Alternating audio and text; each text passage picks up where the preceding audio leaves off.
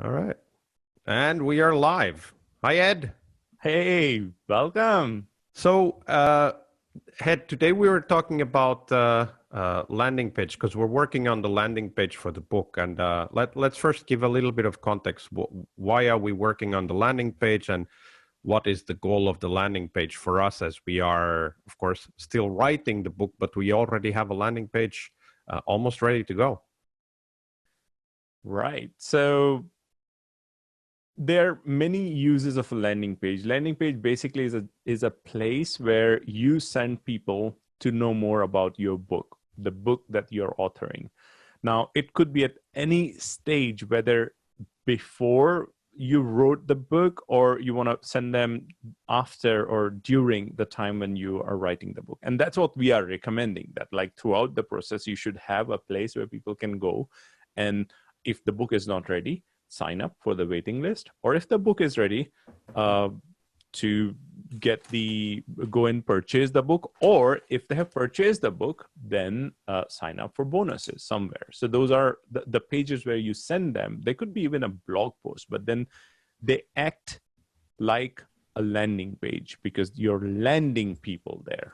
That's the name, landing Yeah. page. And another thing about landing pages is that this is how we start growing our audience. Now, some of you might have heard some of the episodes before. We talked about what does an audience mean. And actually, for us as authors, an audience or increasing audience means we get people's interest. That's the first, right? They go to the landing page, they want to know about it. Then we get their email, because if we don't know who they are, like a name is a random thing.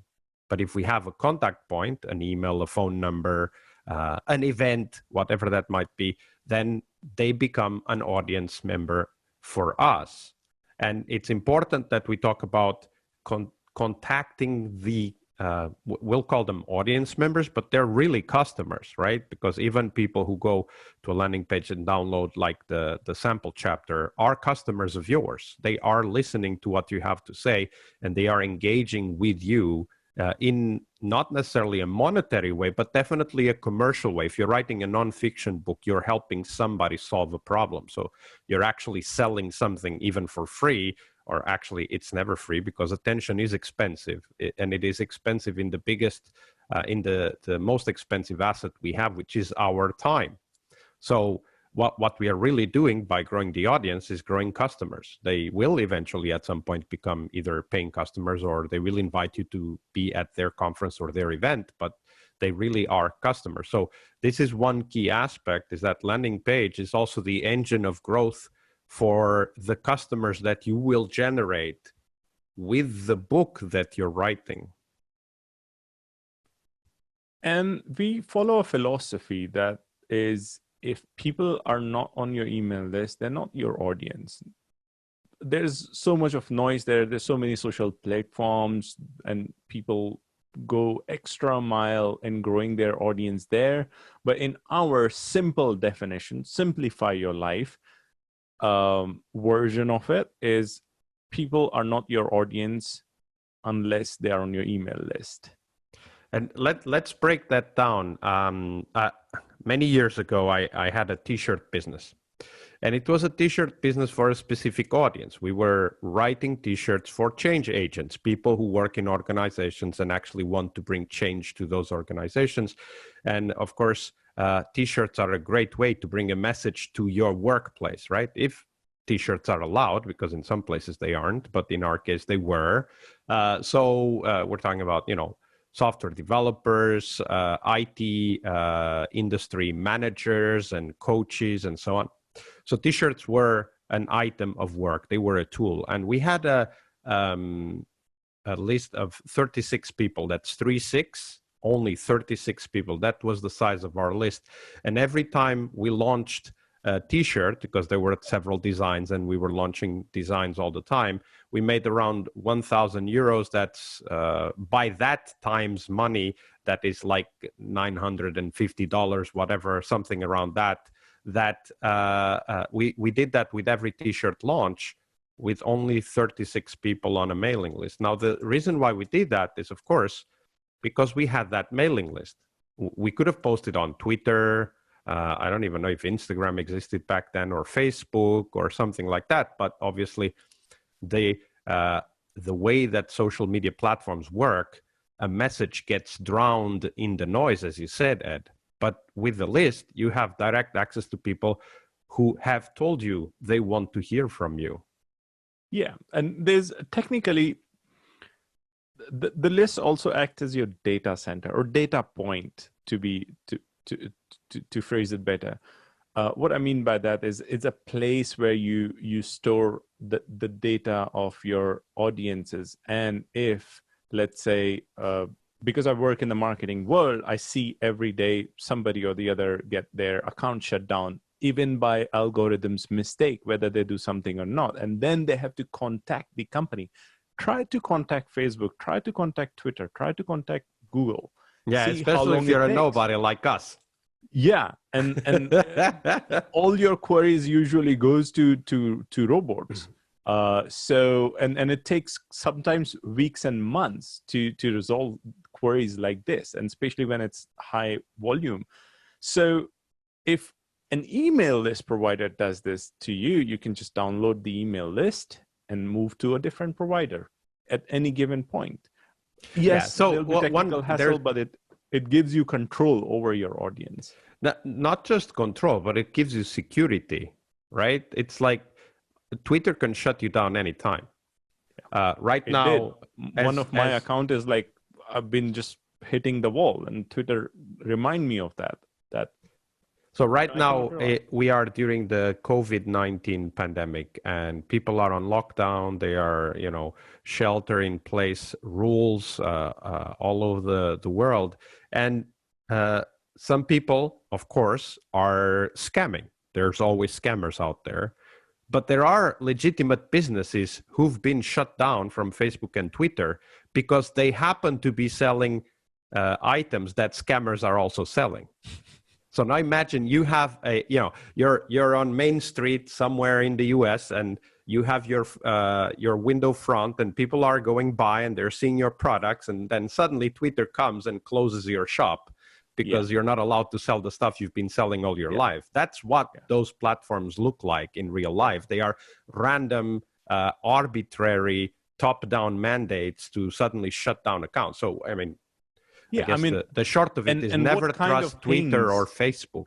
And what kind of things scammers use? Almost every product, every service, everything you can think of, scammers make a duplicate version or seemingly duplicate version. Especially successful products. Yeah. I even get text every now and then, and every time I get those from seemingly government, UK government, sending me, oh, you have a tax refund, just go there and fill up your details.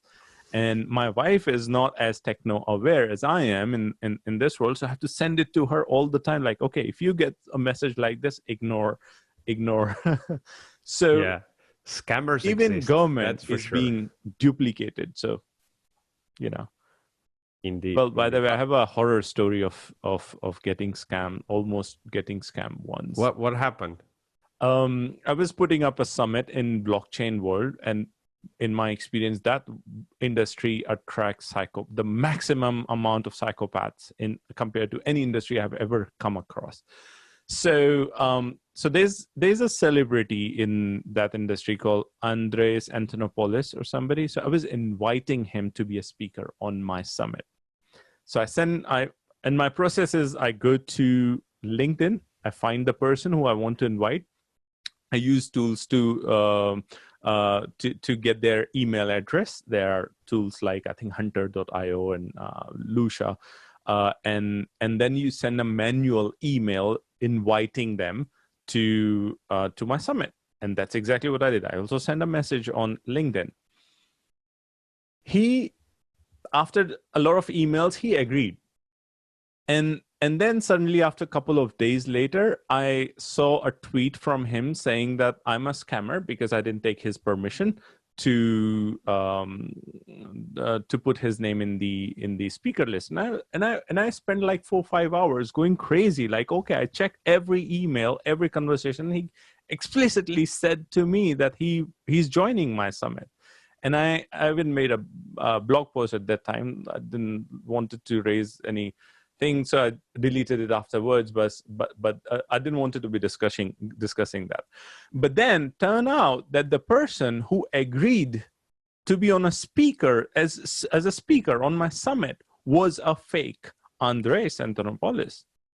And Andres was right as well. But I mean, of course, I disagree with his approach that instead of approaching me, he just disclosed it that way. But what could I do? I mean, how I cannot even figure out right now, how could a scammer, by being on my summit, can benefit from it? And like, he cannot even be on my summit. They probably didn't even want to be on the summit. Yeah, I mean, yeah. I'm sure that by looking at the picture, you'd figure out that they are not the real person. Everything, their profile was 100% copied from Andres' profile. Now, Andres is he's got probably 500,000 following, and LinkedIn, he's been requesting LinkedIn to delete that guy's or complain against that guy's profile, and LinkedIn is not taking any action. Wow. So, I mean, so beware. All right, yeah, but we're here to talk about landing pages. So, so we were talking about why landing pages are important, what is audience, and how you should look at the what is an audience member, what counts for audience member, and of course the landing page is where we go and convince people to come in and actually do that, right? Become an audience member. So let me just share my screen.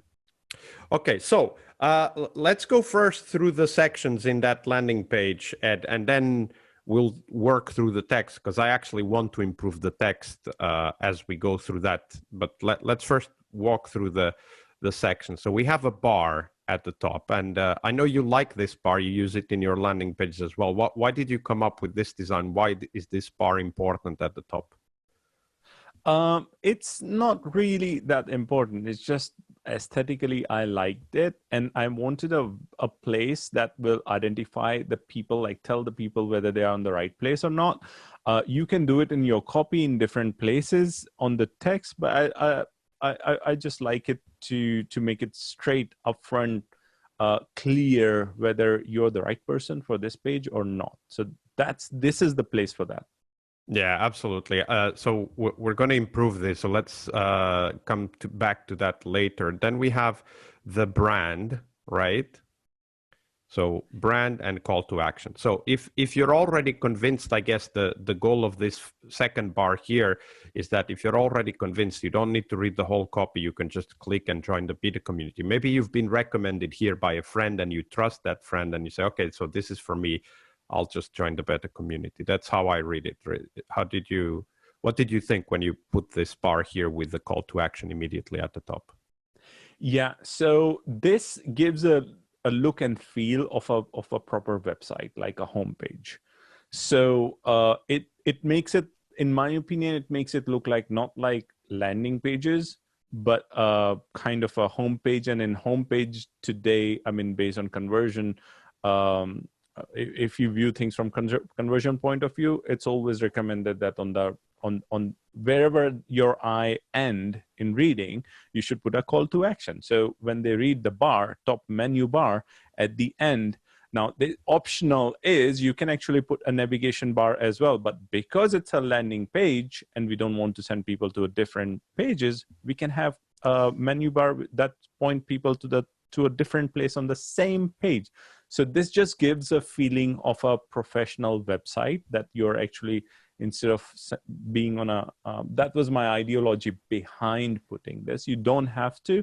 The other thing is, logo is effective if people already know you before. And that's what I was keeping in mind at the time of designing, that like people who we will send first to this landing page would be from our email list. They already know us. They know our brand. So they'll see something familiar. No red flags, nothing. Yeah, okay, we know this brand, and then go on. if they visit more than once and they already know what to expect on this website, and they are coming here to sign up, then they don't have to scroll through all of the things. They can just press the join the beta community button. Or if they read it on the email, they can just come here. The first thing they see on their mobile phone, if they're using mobile phone, is the beta reader community just after the logo. So, okay, yes, I want to be beta reader community. Yeah, so that's true. We are designing both mobile and desktop pages. So the tool we use allows us to do that. So that's a good point. Okay, cool. So then we go on to the actual landing page, the content, which is really what I'm struggling with. So what we're going through right now is writing the copy for the landing page. And for me, the most important thing is, what do we talk about in the landing page? So I want my landing pages to be short. I mean, they can go, they can go really long. They can be what you call a sales letter. But the idea is that the first part, like the first 2 paragraphs, 3 paragraphs, should already tell you everything you need to know in order to make a decision. And everything else is just about giving you even more reasons, right? So people who read longer typically convert better, but you want to get your message across very fast. So we have the title, we have a subheader, and then we have the actual description of what you're going to get. So we're going to go through this because this is the actual text I want to talk about with you, Ed. But first, let's just talk about what these things are. So in the header, my approach is that I always put the main goal. What do people want that come to this page? And they should be able to identify with that. So our avatar is Jennifer. And according to the survey we did when we interviewed many Jennifers out there, they want to grow their career, whether as consultants or employees, and they want to get invited to keynote conferences in their industry. So that's what I put here. So main goal, this header, grow your career, get invited to keynote conferences in your industry. Yeah. So there's an ideology conflict here between what to put or what we should put. And we need to find a sweet spot. The ideology is, from the conversion point of view, we should put something here that they will get immediately. Now, what they are getting is the beta community. But and maybe some benefits of joining beta community. And the obvious benefit of joining beta community is that you will just hang out with like-minded people. That's it. That's the biggest benefit. Everything else comes from your own effort. But the reason we are putting this sales page, one of the biggest reasons, is to validate at time and again our idea of the book itself. So, and this is where the clash is. The outcome people are getting an outcome we want. So we want to put the actual main goal of the book instead of the community. And we assume that, the benefit of community, either they know itself, or maybe we cover it in an email which we send to them, or somewhere else in this page, and we can even skip it because it's just something. If your audience is already aware and used to being part of communities, then it's obvious. So that's where we have to find the sweet spot. And the biggest goal for this book is, you will author the book, but for the reason of getting invited to speak in conferences. And that's what you want to do. So that's why you should join the community, because you will be part of a group of people who also are doing the same. Yeah, absolutely. So you made a great point. And so the landing page is for the actual book and to validate our assumptions. But the way you get involved is by joining the beta community. So I think that you made a good point that we may need to, in the next few sections, we'll go through that, we may need to refer to the beta community more explicitly. That's a good point. Okay, so next is, once you've established the goal, and assuming people identify with that goal, then they want to read what's next.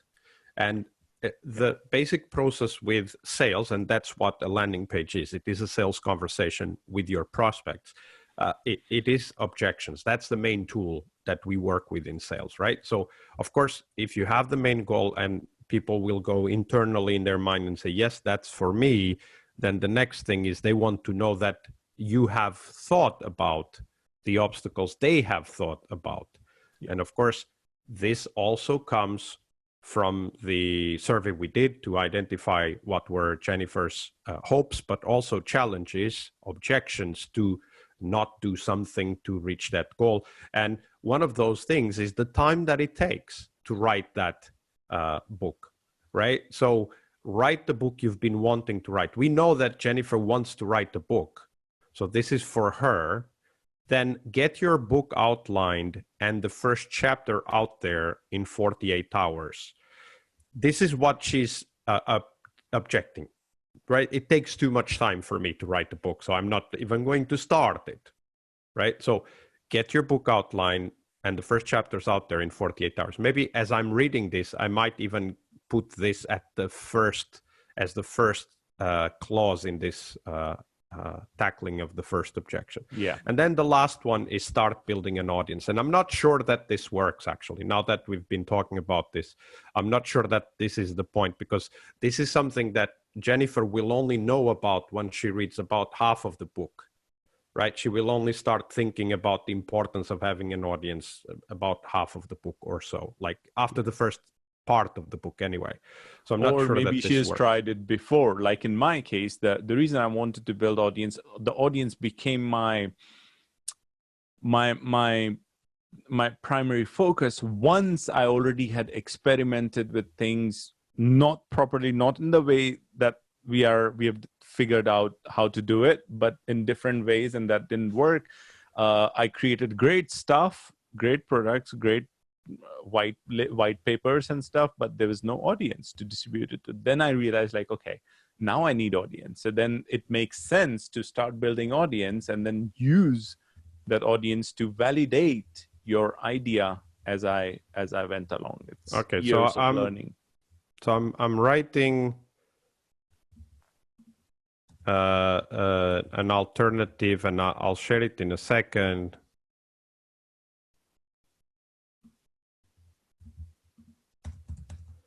All right, almost there. So I've rephrased this.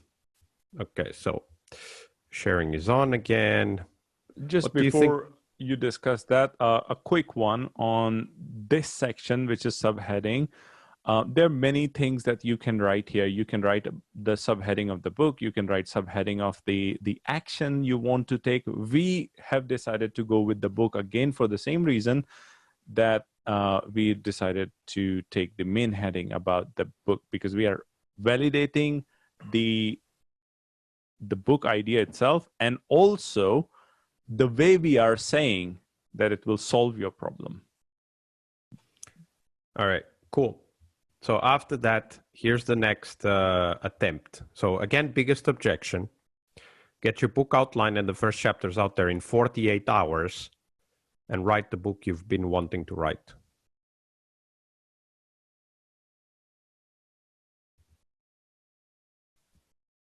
And start your author journey, maybe. Because write the book you've been wanting to write seems like a long sentence, phrase, maybe, and start your author. Okay, that could work. But this is forgot clearly that a benefit. it's actually the speaking is what they want in the end. Yeah, so I think it is. Yeah. Start your speaker career. Yeah. And as we discussed in previous videos, having a book out there as a beta is good enough for you to actually start. And actually, we're going to talk about that right next.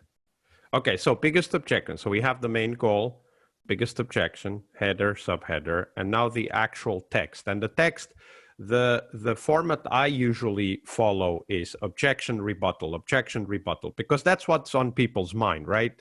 They in a person's mind, when they go through a landing page, what's going on is triggers of why I shouldn't trust this landing page, why I shouldn't care about this, because there's so many things requiring my attention, obviously. And there are, right? One of the things we say in other texts for our readers is that you're busy because your expertise is valuable, right? The reason why you're busy is because what you have is valuable to someone else. Yeah. So if you just have the time to write it, and then we'll talk about the objection. Okay, so first objection. I'm not an expert. People will not listen to what I have to say. Yeah. There's a typo here.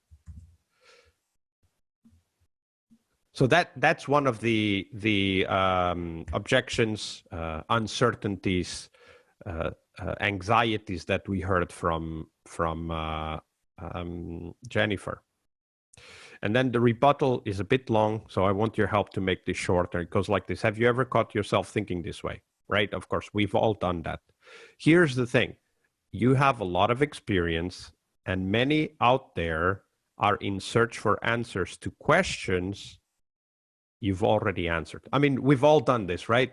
We have a problem, we have a question, we go to Google, we type it, and we're so happy to see that somebody wrote a blog that solves the exact same problem we are having, whether that is fixing a mobile phone, fixing your car, like YouTube videos especially are very much, on the car fixing. I don't know why. Bake that famous bread you've always wanted to bake. I've done that search myself. And obviously, when you go to YouTube or a website, a blog post, and you see, oh man, this is really what I need, you've saved somebody's, life because you've saved their time. And now they can go and start from the point where you are already at. So, in our industry, in your industry, in my industry, we've been collecting experience for decades. We don't even think about it, but we actually have answers to what many people are asking themselves about today, right now, at this moment. And you already have the answers. If you would just write the book, that's the thinking, right? So don't think that you're not experienced, because many out there are searching for answers to questions you've already answered. Your experience is hugely valuable to someone who's not yet learned what you already know. Sharing your experience, helping people solve problems they have, is how you become, and this is the key, a recognized expert. Because that's what the first part of the book actually talks about, is that you're already an expert, you just don't know it yet. Okay, so this is the first objection and rebuttal. What do you think, Ed? Yeah, I think this is crisp and sharp, and it makes the point very, very clear. I love it. I'm going to change some of my content from the chapter 2, where I'm writing about this topic, because I really like this approach, this angle to look at it. All right. Is there something that comes to your mind to make this rebuttal a bit shorter? I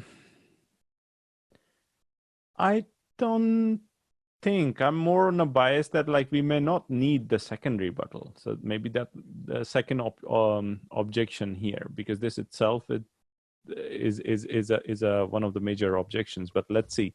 Let's have a look at the second objection, then I'll come back to this. Okay. So objection 2 is being an author will have tremendous impact on your career. So I start the objection by actually talking about the value first. And then all it takes is a method that gets you over that endless lack of time that we all have. And here's the thing. What I did is that I just reversed the phrase by starting with the benefit and then talking to the objection, right? And here it's because I know that lack of time is there. Like I have lack of time. You and I, Ed, we have a very clear schedule every week to write this book, and we can't go over that because we got a lot of other stuff going on. So lack of time is always there, always an objection.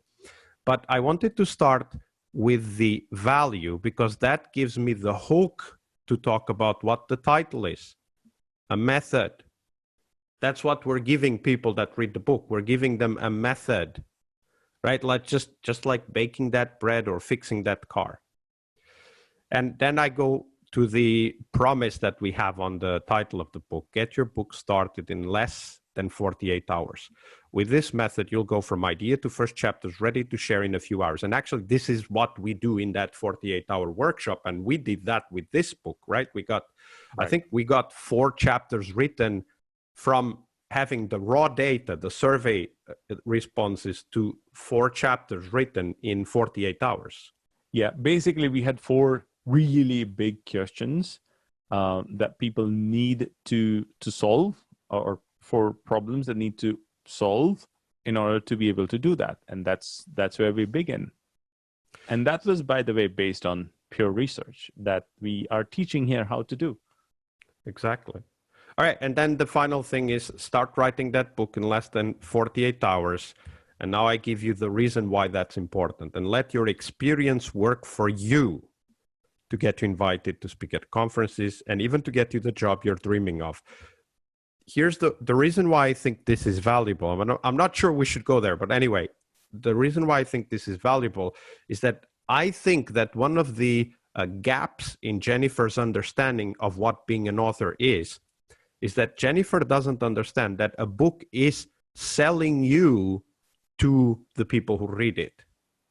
So as a consultant, if I have 100 people read my book, it is exactly as if I had had 100 sales conversations with 100 different prospects, right? And as a speaker, if I have 5 conference organizers read my book, that means that right now those conference organizers are thinking of inviting you to their conference because they've read your book, right? And you shared that story about being invited to even before, just by the idea that you are authoring a book. I mean, conference organizers have no time to read every author's or every speaker's books, but if they know that you're authoring a book, that means you're serious about your topic, and there's a certain level of commitment. It's an immediate filter, right? Because there's a lot of people out there who have knowledge, but only a few will ever even start writing a book. That's the first filter, right? And then some people will get it published and some people will get it published by a high level publisher. And that is another filter, whether we like it or not. I don't like big publishers, but they are a filter anyway, right? So of course it increases the credibility as you go through those filter steps. So that's why I wanted to have this here, is that I want to make sure that Jennifer understands that the book is doing her work for her without her having to do anything other than write the book or even become an author of a book that is being written. I would make it bold because I think this is really, really good. And another idea would be maybe we can add another section and put the call to action, the button in that section with this whole paragraph as a heading of that call to action section. So so you would put this as bold. Yes. So this acts as a call to action, like a call for call to action. You know, like I was reading this book by Joseph Campbell, like, you know, the 100. The hero you with gave me 1,000 that face. book. I still remember. Sorry? You gave me that book. I still remember. So, so this book is about there's a moment in time, every person's life, and there's a call to action, and the word call to action is basically picked up from there. It doesn't really mean the button itself. It means a reason, like something is there's the trigger for which you should just stand up, and pressing the button is equivalent to standing up for that cause or for that thing. So when I'm saying call to action here, this paragraph itself is call to action. Start writing that book in less than 48 hours by clicking the button below. I mean, like something like that, you know. All right. So just to recap, why landing pages are important. First, the audience. Then you start the landing page by addressing the goal that people have, either to join the beta community or to start reading the book as a beta reader. Then you tackle the conversation by having objections, rebuttals. That's the basic structure. And then, of course, a landing page always have a call to action. And it should be a single call to action. Don't put many call to actions there, just one call to action. And in this case, for us, it is become a beta reader. So every button in the whole page leads to this action. That is, join the beta reader, become a beta reader. Different wordings, but same thing, join the beta reading. And you know what, Ed? I think this video would be a great bonus for an self-paced e-course that goes with the book. But we're giving it out for free. Yeah. This is really good. I mean, it took us years to understand this dynamic. A lot of experimentation and a lot of money spent. And I was working with Wasco for a year and a half doing these kind of stuff. So yeah. Good stuff. So we'll talk again next week. See you all, guys.